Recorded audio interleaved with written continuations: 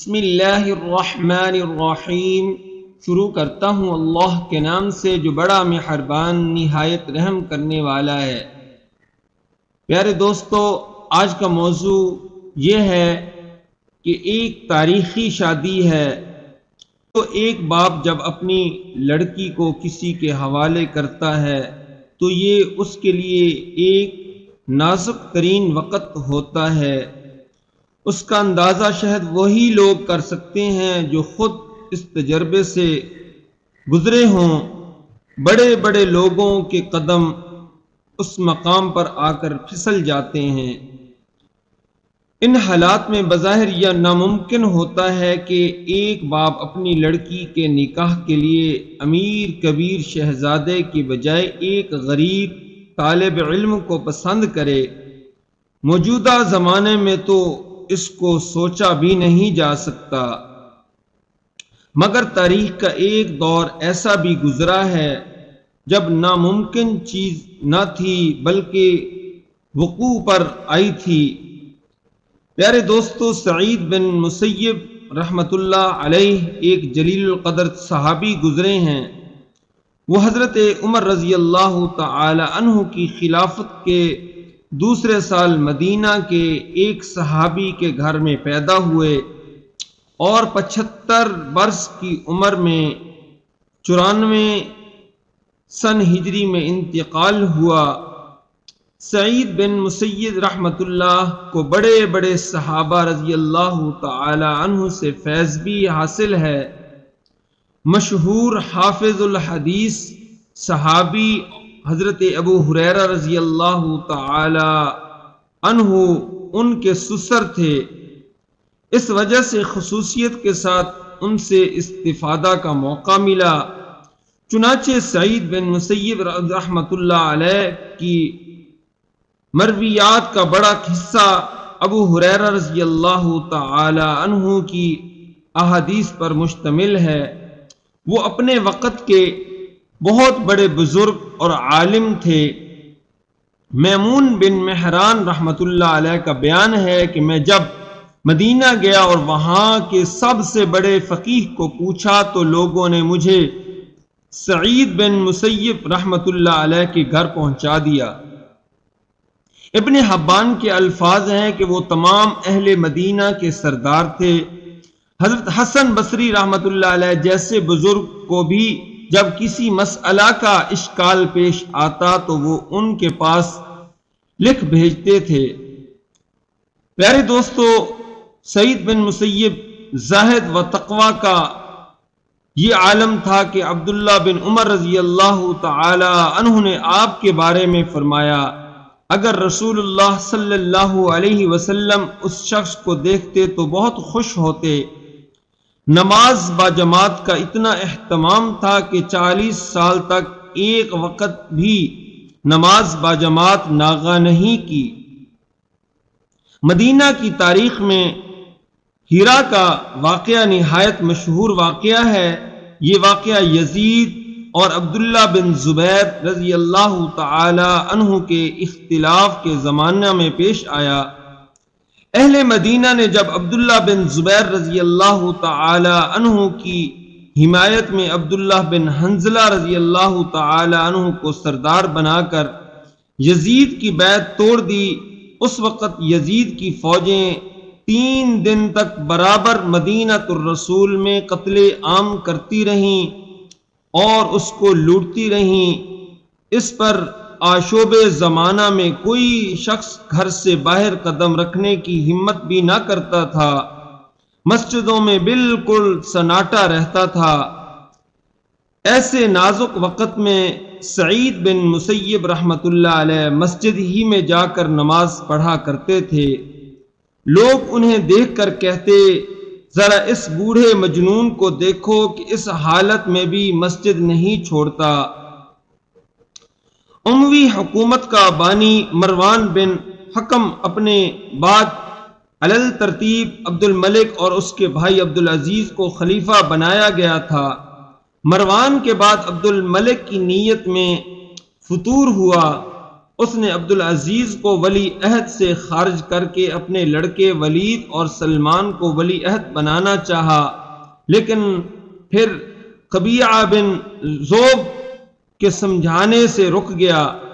عبد الملک کی خوش قسمتی سے جلد ہی عبدالعزیز کا انتقال ہو گیا۔ اب عبد الملک کے لیے میدان صاف تھا۔ اس نے ولید اور سلمان کو ولی عہد بنا کر ان کی بیعت کے لیے صوبے داروں کے نام فرمان جاری کر دیے۔ حشام بن اسماعیل جو مدینہ کا ولی عہد تھا، اس نے اہل مدینہ سے بیعت کے لیے سعید بن مسیب رحمۃ اللہ تعالی علیہ کو بلایا۔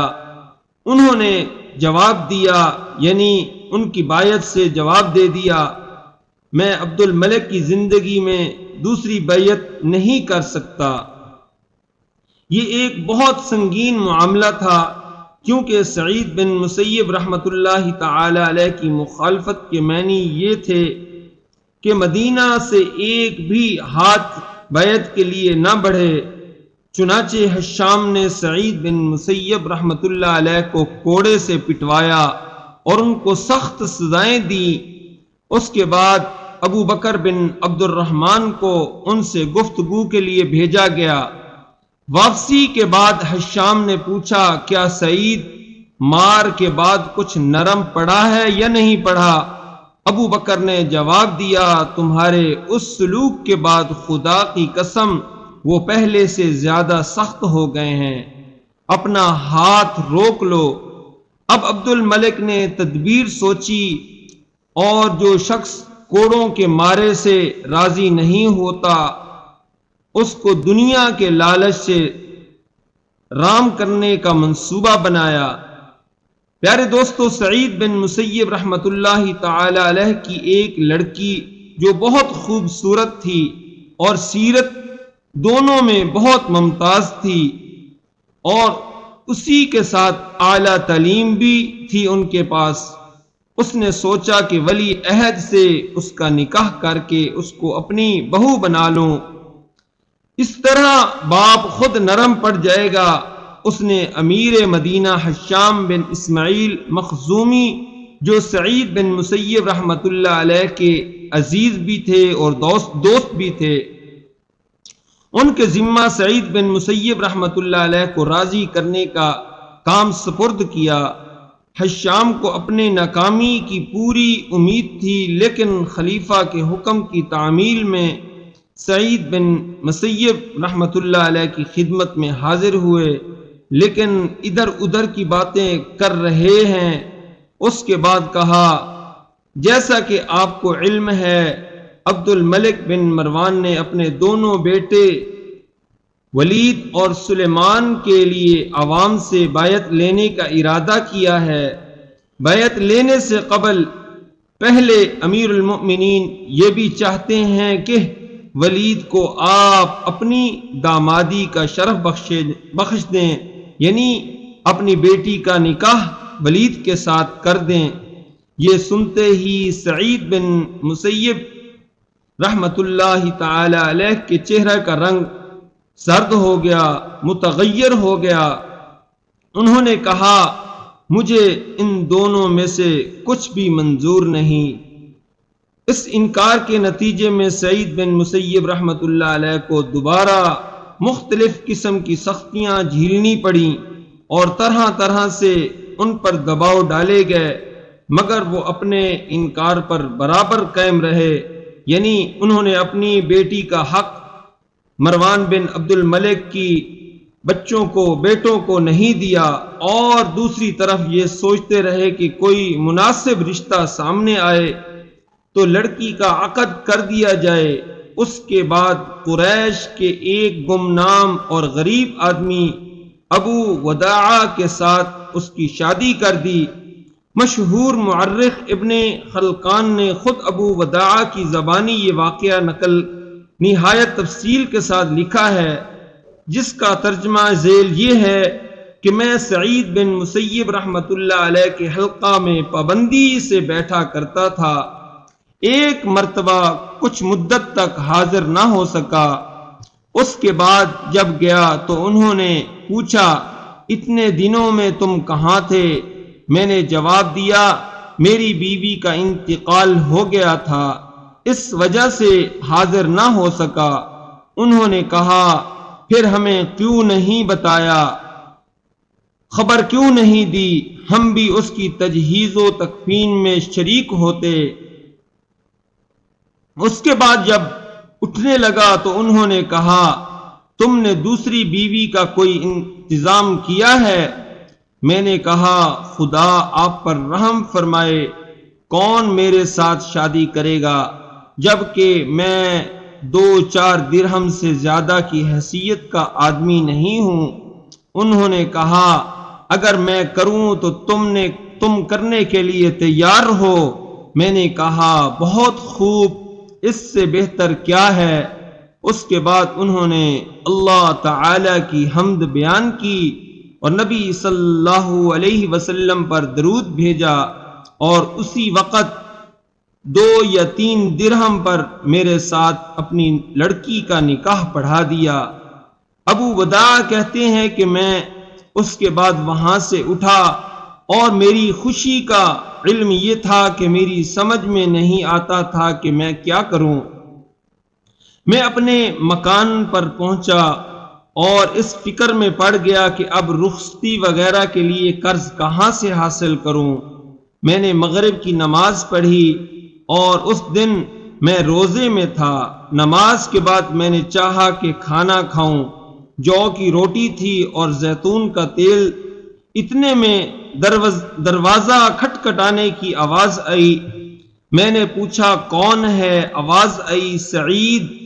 میں نے سعید بن مسیب رحمۃ اللہ علیہ کو چھوڑ کر اس نام کے ہر شخص کو تصور کیا، کیونکہ سعید بن مسیب رحمۃ اللہ علیہ تو 40 برس سے اپنے گھر اور مسجد کے علاوہ کہیں نہیں دیکھے گئے۔ اٹھ کر دروازہ کھولا تو وہاں سعید بن مسیب کھڑے تھے۔ اس کو دیکھ کر خیال ہوا شاید ان کا خیال نکاح سے بدل گیا ہے اور وہ فسخ نکاح کرانے آئے ہیں۔ میں نے کہا اے ابو محمد ابن مسیب کی کنیت، آپ نے کیوں زحمت فرمائی؟ مجھے بلا لیا ہوتا یا کسی کو بھیج کر بلا لیتے۔ انہوں نے کہا نہیں، اس وقت مجھے تمہارے پاس آنے کی ضرورت تھی۔ میں نے کہا پھر کیا حکم ہے؟ انہوں نے کہا مجھے خیال آیا کہ تم اپنے گھر میں تنہا ہوگے، حالانکہ اب تو تمہاری شادی ہو چکی ہے۔ مجھے گوارا نہیں ہوا کہ تم تنہا رات بسر کرو، اور یہ ہے تمہاری بیوی۔ اس وقت ابن مسیب رحمۃ اللہ علیہ کی صاحبزادی ٹھیک ان کے پیچھے کھڑی تھی۔ انہوں نے صاحبزادی کو دروازے کے اندر کر کے باہر سے خود ہی دروازہ بند کر دیا اور واپس چلے گئے۔ میری بیوی شرم کے مارے گر پڑی۔ پھر میں نے اندر سے دروازہ بند کیا اور اس کے بعد چھت پر چڑھ کر پڑوسیوں کو آواز دی۔ وہ لوگ جمع ہوئے اور پوچھا کیا قصہ ہے؟ میں نے کہا سعید بن مسیب رحمت اللہ تعالی نے آج اپنی لڑکی کا نکاح عقد میرے ساتھ کر دیا ہے، اور آج ہی اچانک وہ اسے میرے گھر بھی پہنچا گئے ہیں۔ یہاں وہ گھر میں موجود ہے۔ لوگوں نے آ کر اسے دیکھا اور میری ماں کو خبر ہوئی تو وہ بھی آ گئیں۔ انہوں نے کہا اس کو تم نے چھونا نہیں، تمہارے لیے حرام ہے، اس لیے جب تک میں حسب و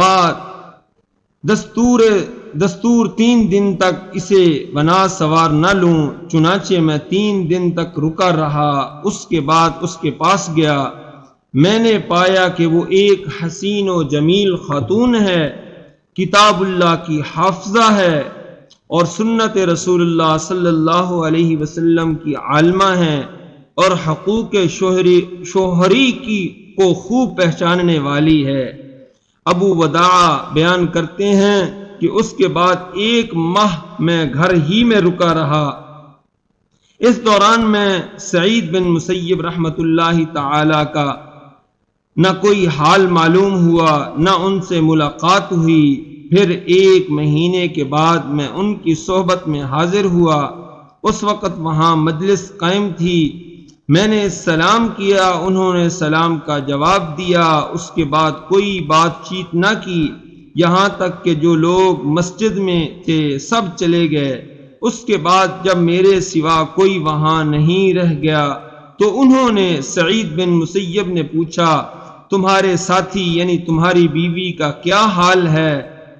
میں نے کہا بہترین حال ہے۔ انہوں نے کہا، جس کا ترجمہ یوں ہے، یعنی وہ کوئی ناپسندیدہ حرکت کرے تو اس کو مارو۔ پھر میں اپنے گھر لوٹ آیا اور سعید بن مسیب رحمۃ اللہ تعالی علیہ کی لڑکی تھی، جس کے لیے خلیفہ عبد الملک بن مروان نے اپنے لڑکے ولید کا پیغام دیا تھا۔ جب اس نے اس کو ولی عہد بنایا تھا تو سعید بن مسیب رحمۃ اللہ تعالی علیہ نے شہزادہ ولید سے رشتہ کرنے سے انکار کیا، جس کی وجہ سے عبد الملک سعید بن مسیب رحمۃ اللہ علیہ کے پیچھے پڑ گیا، یہاں تک کہ سخت سردی کے دن میں انہیں کوڑے سے پیٹا گیا اور ٹھنڈا پانی ڈالا گیا۔ یعنی یہ تھے تابعی، یعنی صحابی کے بعد انہوں نے جو ہے ایمان قبول کیا۔ یہ تھے اللہ تعالی کے نیک بندے، جو بادشاہ بھی رشتہ بھیجتے تو وہ انکاری کرتے۔ پیارے دوستو، امید ہے آج کی ہماری یہ ویڈیو آپ کو پسند آئی ہوگی۔